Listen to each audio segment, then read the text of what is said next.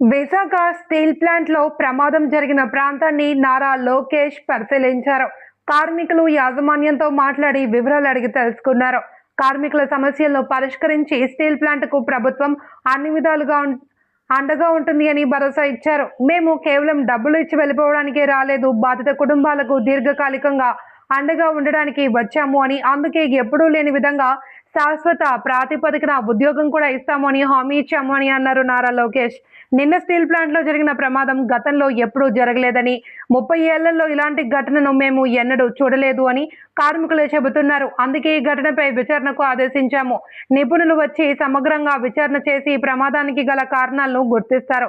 వారు ఇచ్చే సూచనల ఆధారంగా తదుపరి చర్యలు తీసుకుంటాము అని, విశాఖ ఉక్కుని కాపాడటమే కాదు, ఉత్పత్తిని కూడా తిరిగి ప్రారంభించామన్నారు. ఇలాంటి సమయంలో స్టీల్ ప్లాంట్ లో ఇలాంటి ఘటన జరగడం దురదృష్టకరం అన్నారు.